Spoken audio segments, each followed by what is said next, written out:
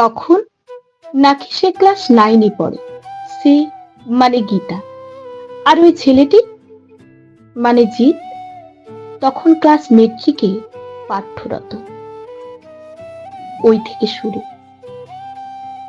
তবে মনে প্রশ্ন জাগে, কি শুরু? এবার বলি, আবেগ, প্রেম এটা কেমন জিনিস? না বুঝি, না বোঝাতে পারি। কিন্তু কেমনে বলিব সেই পুরনো কথা? বুঝতে পারি না। যাই হোক, ভালো লাগে আর কিছু বুঝি না। এই করে এবার প্রেমিক তখন নিজের পড়াশোনায় ব্যস্ত। সে কিছুতেই বই থেকে সরে যেতে চায় না, কিন্তু তার ফাঁকে মনে রাখে, দেখাও করে, কিন্তু বলিতে পারে না। ওই মানে গীতা, তার প্রিয় প্রেমিকা। তবে এ প্রেম ছিল টিনেজার বয়সের প্রেম, তাই শারীরিক চাহিদা ও আকর্ষণ চরম উত্তেজিত অবস্থা।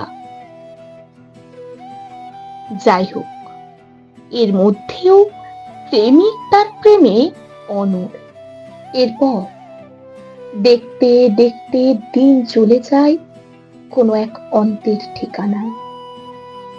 তার ফাঁকে দুজনের কথা, ইয়ার্কি, হাসি জমে যায় যেন এক মোহ। এরপর দিন কয়েক পর প্রেমিকের মেট্রিক পরীক্ষা আরম্ভ হয়, তাই সে চলে গেল। কিন্তু এদিকে প্রেমিকা যেন তার বাড়ির অনুষ্ঠানে মেতে ওঠে। সে ভুলেই যায় যে তাকে কেউ আজও ভালোবাসে। পরীক্ষা শেষ হলো, এমনকি বাড়ি ফিরে এলো, কিন্তু কারে বলিব তার মনের কথা? আরো আরো কথা তার মনের গর্তেই রয়ে যায়। কিছুদিন পর রেজাল্ট আউট হলো। সে দেখে ফলাফল ভালো হয়েছিল, মনে হয় ফার্স্ট ডিভিশন। ফলাফল দেখে গ্রামের সকলে খুশি হয়েছিল।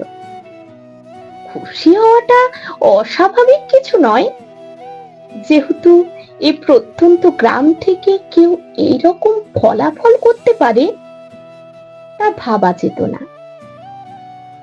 যাই হোক, দেখতে দেখতে আরো কয়েকটা দিন কেটে গেল। তারপর এলো সেই না দেখার দিন। কারণ সে আজ বাড়ি ছেড়ে মামার বাড়িতে গিয়ে থাকে, অন্য প্রতিষ্ঠানে ভর্তি হয়, উচ্চ বিদ্যালয়ে উচ্চ শিক্ষা লাভের জন্য। এই করে মাসখানেক কেটে গেল। তারপর একদিন বাড়ি ফিরলে তাদের মধ্যে পুনরায় যেন আবার আনন্দের সঞ্চার হয়। এই করে কেটে যায়। কিন্তু তার কিছুদিন পরে আসে সেই মরণ ভাইরাস কোভিড-19, যার প্রভাব ভারত সহ গোটা বিশ্বে পড়ে। এর প্রভাব পড়ে সেই নবীন প্রেমিক ও প্রেমিকাদের সম্পর্কের মধ্যে, ছাড়েনি প্রতিটি নবজাত শিশুকে।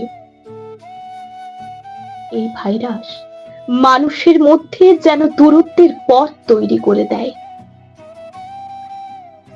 দিন চলে যায়, সময় পৌঁছে যায় নতুন এক নিশিতে,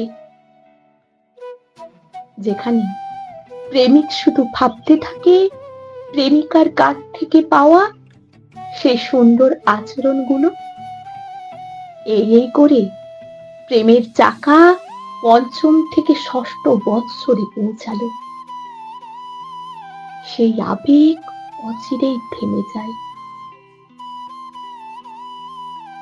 পরিশেষে বলি, কিন্তু এই প্রেম ছিল না কোনো শারীরিক চাহিদার প্রেম। এই প্রেম ছিল যেন অভিমানহীন প্রেম।